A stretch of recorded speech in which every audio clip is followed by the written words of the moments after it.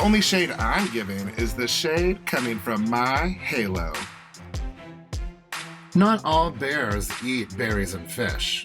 I prefer a diet of bourbon and bad behavior. Hello! I'm Hunter Harden. And I'm Papa the Bear. And welcome to the Real Housebears. Hello, laddies and lassies. We're here in the hot closet. Closet. Welcome to Ireland. This is my Ireland accent. And welcome to the podcast. We're not in New Jersey anymore.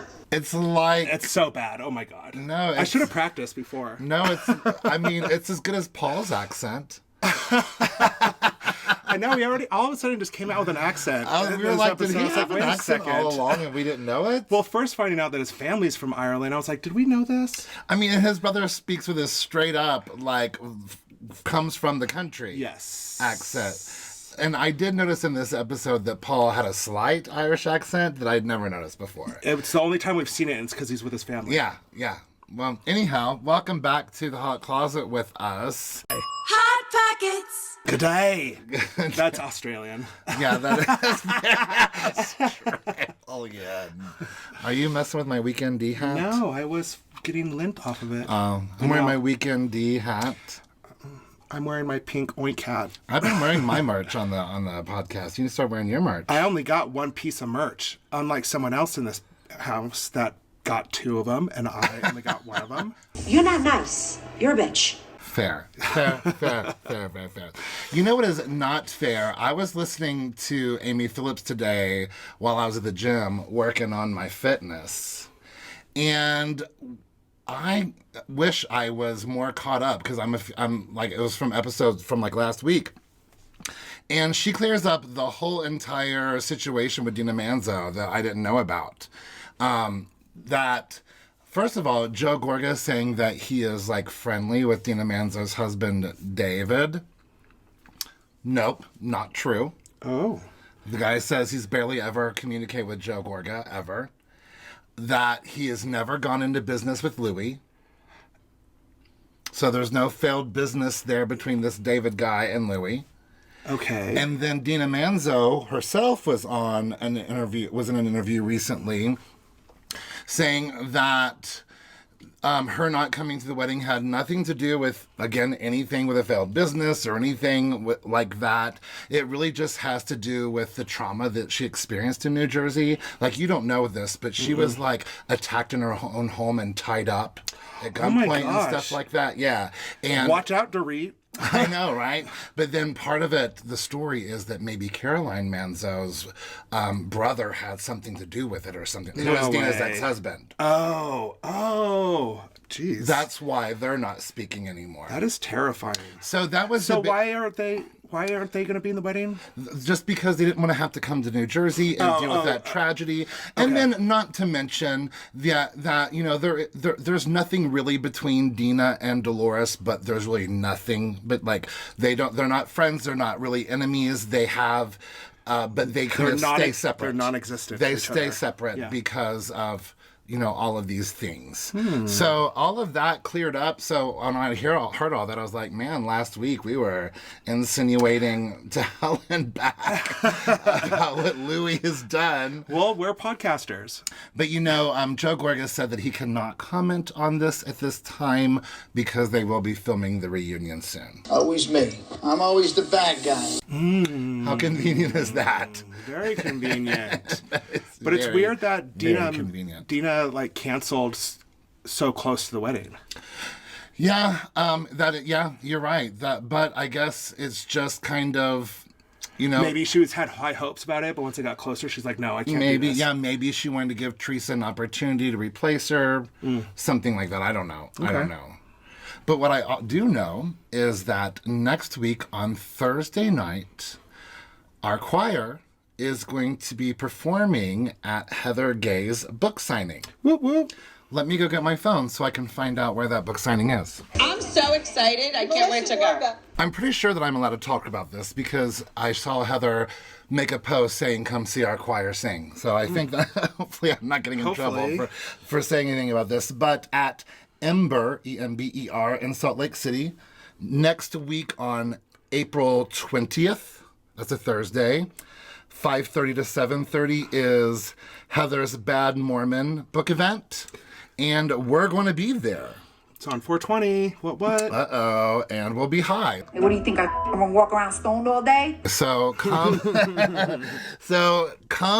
Of course, it's about Heather and her book. And if you haven't read Bad Mormon, it is so good. I love it so much. I have just a few pages left. I just need to go ahead and sit down and finish it. It's so, so good. So, and so is our choir. So come hear us sing. Yes. Was that it? That was it. I was trying to think of on the spot how to transfer over to an Italian invasion, and I just came up with there was no transition there for me. I'm not perfect. Like, I do make mistakes. Italian invasion. How's that? That's awesome. Thank you for covering me. You're welcome. That was smooth. You could say smooth. That's a good word for it. We started the episode off at Envy, where it's a new Envy location, and I don't know if it's like a second location or just a move. But it's a new location for Envy. Danielle is bringing her bougie kids clothes for a pop-up, and bougie is spelled wrong. Bougie is spelled with a G. She spells it with a J. I wonder if there's two different ways you could spell it. No. It's just like when Marlo came out with her business where she was renting out her expensive clothes. She misspelled that one too. She I don't remember exactly what it was called, but it was a French word that she misspelled. I'm like, y'all, you can't. Bougie looks like a French word. Well, I'm bourgeoisie. That's where it comes from, right? Yeah. It has to come from that, right? Jennifer Aydin shows up, and she and Melissa are like really chummy, which is weird to see. But I guess they don't really have beef between them right now, do they? No, but Jennifer Aydin goes right into asking Melissa if she's upset that Dolores and her are bridesmaids now. And does Melissa have a change of heart and like want to accept Teresa's invitation? There wasn't really an invitation to begin with. Well, there was that minute out by the pool. I know, think. But that was like a minute of weird clarity, and I doubt Teresa even remembers it. Well, Melissa's like, no and no. Yeah, thank you. Done with no that. and no. She's like, I do have some hurt feelings. I'm not going to lie about it, but I'm choosing just not to focus on them. Because I would not want to be. You'll fall into that black hole. And you just know the repercussions from it. Teresa will use it over your head for the rest of your life. She will never let it go. Danielle feels that Rachel has thrown her under the bus. Rachel is a rat. If you're the rat, you are the lowest of the low. I mean, them's New Jersey fighting not words. so much a rat. She's just a shit talker. I mean, being a rat is like saying like, I saw them murder somebody. Right. That's a rat. True. And really, it was just that one thing that Rachel was repeating what someone told Danielle, you know? I feel Danielle's taking this a little bit too. She is. Danielle does not like you to talk about her. You're on the wrong show, sister. She doesn't want you to talk about the situation with her brother. I mean, she doesn't want you to talk about anything that you've said. I mean, that's what this show is about. And she's talking about everyone else too. Yeah. So, hello. Hypocrite, maybe. Judgy bitch. Well, we get to the infamous Ireland packing montage. I was waiting for the montage in this Of course, episode. you have to have a packing montage. But like Teresa's like, I don't know what the weather is like down there. I'm like, there's the internet. Yeah, I even wrote down, it. I was like, no weather app? Yeah, Google it or something. Come on, your phone comes with a weather app. I mean, if you're going to go to a foreign country, like, yeah, maybe look to see what the weather's like. But instead, she packs like you do and just packs everything. I pack a lot of outfits for that occasion. Yeah, you don't overpack for the whole trip. You just overpack for one situation. One situation. Over at Paul's house, like, Paul's brother is, like, really Irish. Yeah, they're talking about the trip to Ireland, and his brother David and his wife Monica, right? They're both from Ireland. Seems like. I feel like everyone's from Ireland except for Paul. I mean, their accents were really thick, and that's when I was like, I've never heard Paul's accent. And then the next phrase he says is so Irish. Right, you're right. But I'm sure it's easy. Like when I go to, I don't do it so much anymore, but when I was a kid and used to go visit my family in Tennessee, I would come back home sounding straight up like a Tennessean. Oh, I do the same thing. I get that really bad. Especially there was this kid that went to school with us for a hot minute that my sister had like couch surfing with us. It was like a student abroad, but they were from Switzerland and they had a really distinct accent. And by the end of the week of them living there, I started talking like them, and I was like, I'm not meaning to. I'm so sorry. Oh, when I used to go visit Michigan, I used to speak with a Michigan accent just for fun. When I go to Wisconsin, I talk like Wisconsin. Exactly. Well, and plus we do also know here that Paul's like mom and dad live in Ireland. So like he's straight. I wonder if he was born in Ireland. I wonder what got him to the States. Now I'm curious about all of it. What happens in Ireland stays in Ireland. Good thing for Monica being there, because she straight up is like, you guys need to remember, we have cobble streets in Ireland, so you can't wear high heels. Good luck. Because that's what, I mean, even the women, when they go to like a beach day, they'll still wear a heel. Tiptoe on the beach in their heel. So good but I luck felt with like that was such a good advice for the trip for a lot of the ladies. Also advised them, like, people will fight back. Oh, yeah. And like, people will sing with you and people will also fight right back. And I like how Dolores is like, you know what, I'm really excited, but we're like staying out in the country. It might be a castle, but these women aren't used to having like a Starbucks within walking distance, you know? Right. The packing montage continues, and Margaret is talking about how Jennifer prepped the Turkish coffee reader.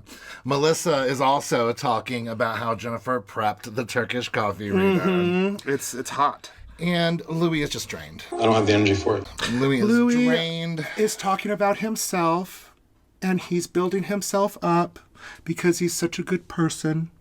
And you know what? He's given enough. He can't give anymore. It's just not worth it, you know? He can't. Because he's a giver. It's weird that Teresa and Jennifer are worried about Teresa and Melissa. Like, Teresa is so worried about how things are going to be with Melissa. I'm like, when are you going to realize Melissa's not the problem? It's your issues with Joe. Yeah. Melissa is not trying to make your relationship with Joe worse. Your relationship with Joe is all about you and Joe.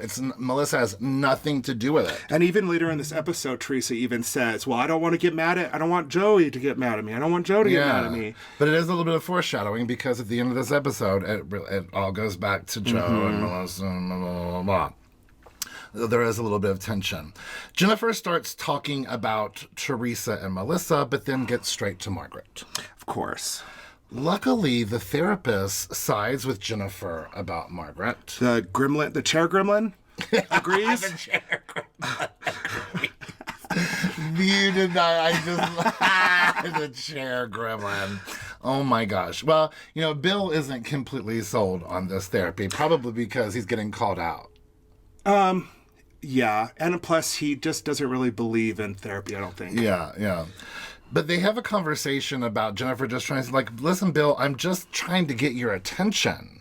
I'm just trying to get your time. And he's like, oh, so you want me to give up who I am? Yeah. You want me to give up my hobbies for you and the kids? Well, yeah. Well, I mean, they're your kids.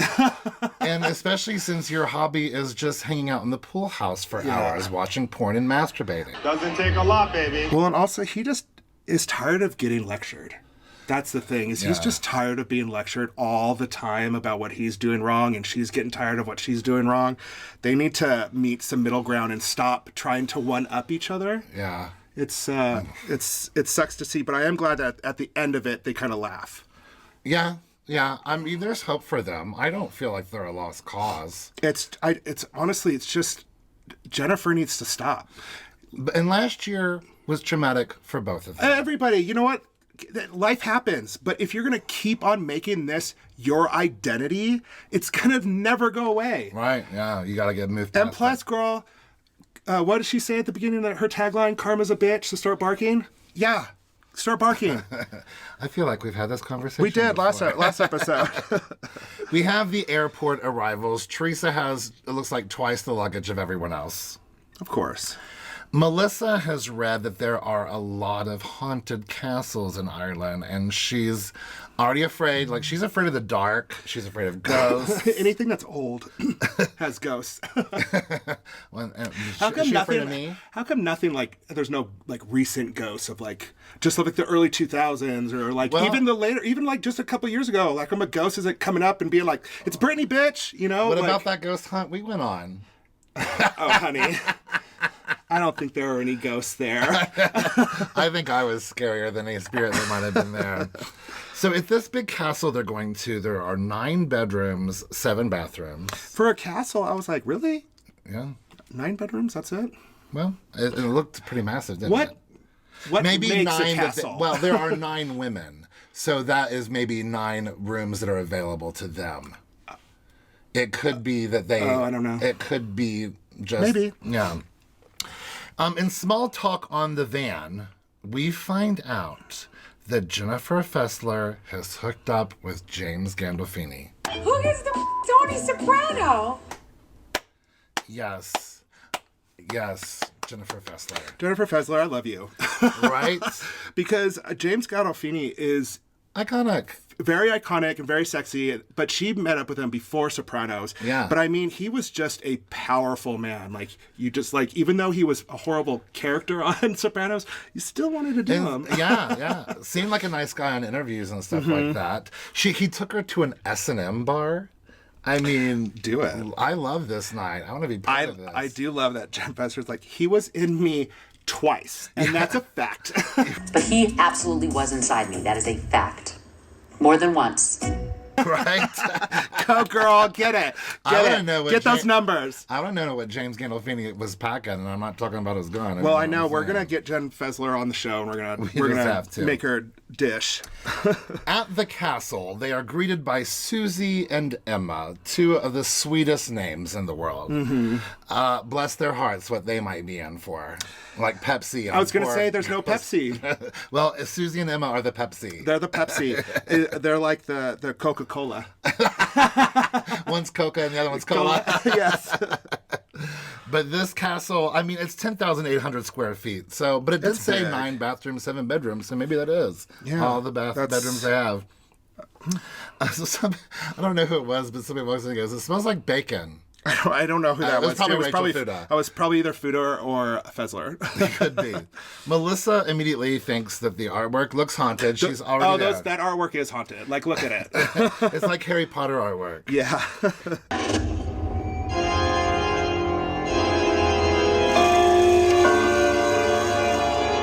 This is definitely haunted. Jennifer's like, you know what? I don't care where I sleep because I already sleep in a mansion and a palace every day of my life. But I don't brag. But she ends up getting such a nice room. I know. Not fair. They go to the dining room for lunch, and Teresa and Melissa actually sit next to each other. And then Teresa points out that there's a pineapple.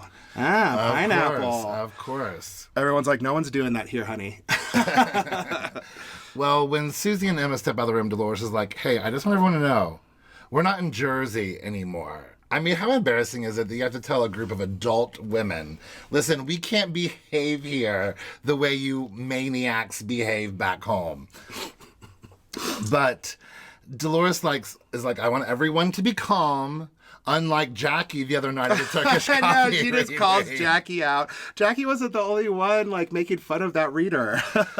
So Jackie and Margaret go in on how Jennifer prepped the coffee reader. Now, the reader was a scam, and she knew all the answers and details about everyone, and certain words that were very specific. And Jennifer's like, well, she read Teresa before. And Teresa's like, yeah, she was so accurate with me. She was so good.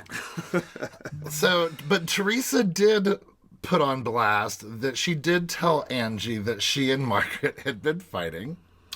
And that she may have used that distinct words and phrases that she used in the reading. And then Jennifer's like, well, you know, I might have said in casual conversation. This is more than once you said casual conversation. You can't keep saying that this is just a casual conversation and stuff. You were going in She was not just calling her at 10 p.m. to find out if she had all matching cups.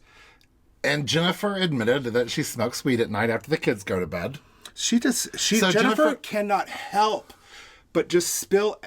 If there's anybody that has an arsenal in this place, it's her. And she's just spilling everything. The second it hits her lips, goes right back out. Yeah. But she does finally admit, she's like, well, it was a late night phone call, and maybe I could have said some things I don't remember. That could be true. But the one thing that Jennifer did not prep Angie with was information about Laura. Hard to believe anything. I can't believe that. Like, I can't believe it at all, because I'm sure Jennifer was like, but yeah, you know what? And I heard a lot of things from her friend Laura that said a lot of bad things, to the Angie. Yeah. So it's like, it's so easy that she could have done this. And Margaret's like, well, Jennifer, you're like spreading all of this information that you've heard from Laura. And Jennifer, Margaret says it to Jennifer, and Jennifer replies, it's not spreading, it's repeating what someone has said. She is constantly, what's the difference? She is constantly using these words and also saying, like, I'm not spreading rumors or talking crap, I'm just saying facts. Okay, well, if you're just saying facts, Margaret just said a fact about your marriage. So you're going to have to just walk off with it and stop making that a huge drama. But what is the difference between repeating what someone has said and spreading? There's nothing. Exactly. There's nothing different about it. And it's just ridiculous how Jennifer is constantly rationalizing it. Well, Danielle's dying to know what Laura has said. Oh, yeah, she can't handle it. But Jennifer's like, she said things that I would never repeat. She made me and Teresa swear not to say anything. But that doesn't last long. But Daniel's like, something's big. What do they know that I don't know? Yeah. And I think we should take a break and come back and find out. Okay. Bye. Bye. We need drinks. We need drinks.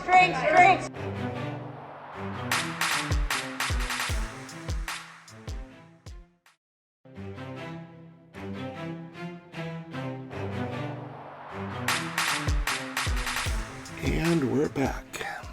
They finish up their lunch and they go get ready for their pub crawl. And Jennifer Fessler is like, can we just not bring up the L word at all? Laura? Yeah. Yes. And then you just brought it. How dare you just said it? Danielle goes into Jennifer Aydins' room. I'm not so much into the head wrap. How do you feel about the head wrap? I didn't notice the head wrap. That Danielle was wearing? Like the silk scarf she was wearing over her head for the whole second half for the pub crawl? Didn't strike me. It struck me down. Oh, no. And I mean, I didn't hate it, but I just didn't love it. Danielle immediately brings up lunch. She is desperate to know what Laura has said. And Jennifer Aydin, she's not ready to dish. Not right this second. Give her 5 more seconds, and then she's going to dish. But for a moment, she's like, the same thing happened to me last year. I don't want to be a hypocrite. So let me tell you. I mean, that's what she does, is she says that she doesn't want to be a hypocrite and spread it could damage somebody's family, and then sits there and thinks about it. And then goes off and says who it was. Well, Danielle puts the pieces together that it's Melissa, which it wasn't that hard to figure out. So Jennifer is like, well, Melissa was making out with another guy in the back seat of the car. Margaret apparently told this to Laura. Right. Yeah. And this is one of those things in Margaret's arsenal. You heard it out of my mouth? No, you never heard it out of my mouth. She even has an arsenal against her friend Melissa Gorga. Isn't this news 5 years old? Right, well, yeah. Don't you think she would use it already? Yeah, well, she's saving it for if she and Melissa were to get into a fight. It's just so stupid. Right. Because exactly. Jennifer is the one spreading all the rumors, and she is the one that's being the biggest hypocrite out of everybody. No, I know. Well, Teresa heard it, and she believes it. Oh, yeah. She's mad and now she gives Melissa even more reason to be mad at Melissa. Yeah. And she cheated on my brother. I hate her. And it could have had something to do with Melissa not being invited as a bridesmaid, too, Mm-hmm. Well, Jennifer doesn't want Danielle to repeat it. Well, girl, as soon as you say it on camera, it becomes a thing. Yeah. That's Housewives 101. Can you please not say this to anybody? Because I want to wait for this to come out on national television. That's just Housewives 101. You know that if you even repeat a rumor that you don't believe, that it's putting it out there that people are going to believe it. So who has an arsenal, really, in this group? Jennifer has the arsenal. She's the one that's talking crap about everybody. Whether the fact that arsenal was Margaret's in the first place or not, Jennifer's the one that's saying it. So suck it. Yeah, I mean... and she didn't even hear it from Margaret. It's a never-ending battle between Jennifer and Margaret. They just keep... Jennifer and Teresa are so delusional. They're both so delusional. Well, I feel they're all delusional to some level, but it's wild. It's wild sometimes, especially Teresa's inability to accept the truth. Or just even think rationally. Danielle, once they go out to the pub crawl, Danielle asks the women if they send naughty, sexy pics while they're away. And everybody's like, ew, no. And I'm like... I was like, my photo album is full of naughty, sexy pics that I send to my husband. Yeah, I just saw something the other... I was watching that Pornhub documentary and stuff, and there was a lot of people angry because they think porn destroys marriages. Like, well, if you would send your husband or wife some... bathing suit area shots, maybe they wouldn't have to go to porn. I mean, I mean, shouldn't you be attracted? I send you my own porn. And also, if I find good porn that I like, I might share that with you too.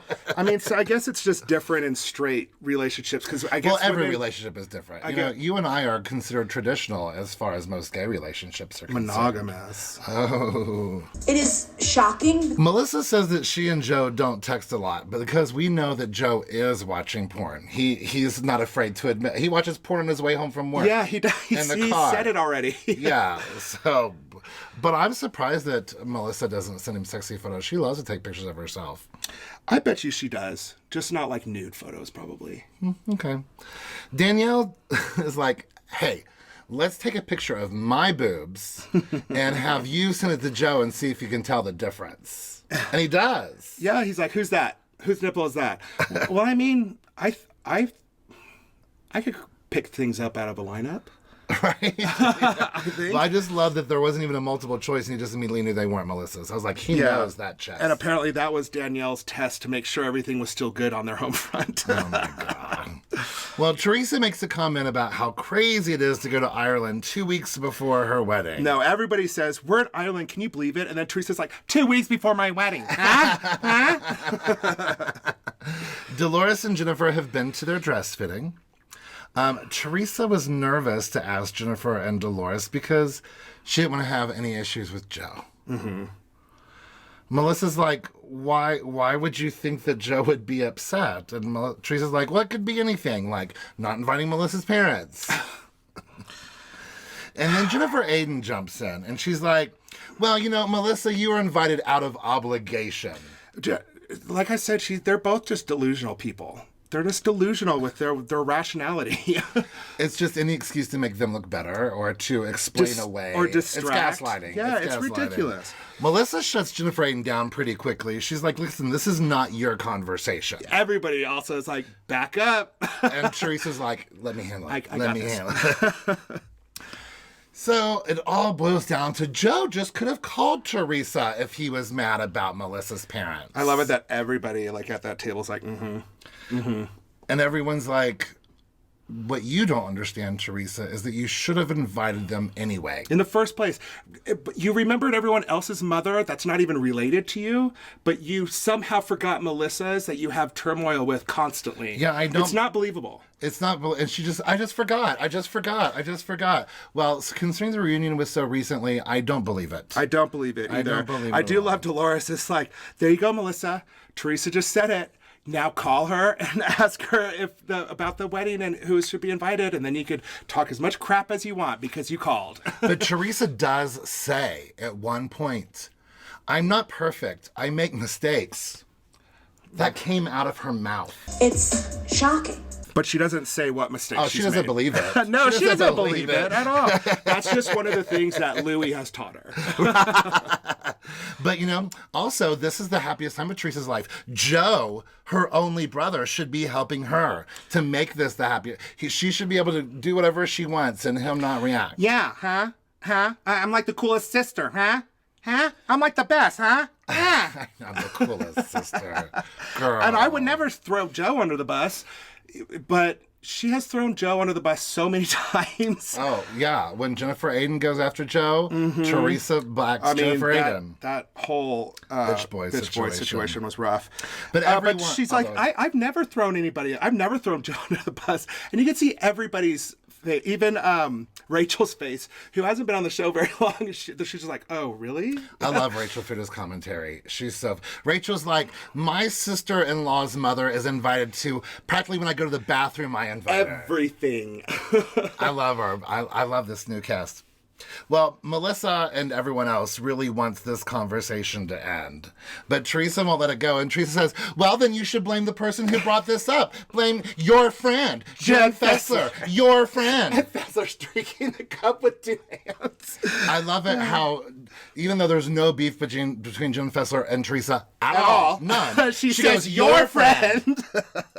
And Jen Fessler's like, don't engage, don't engage. I love it that Melissa's like, yes, we get it. You're the best. Joe's the worst. And she's like, yeah, he should make my wedding better. She's so crazy. You know what? Someday they'll agree that they're just not good for each other.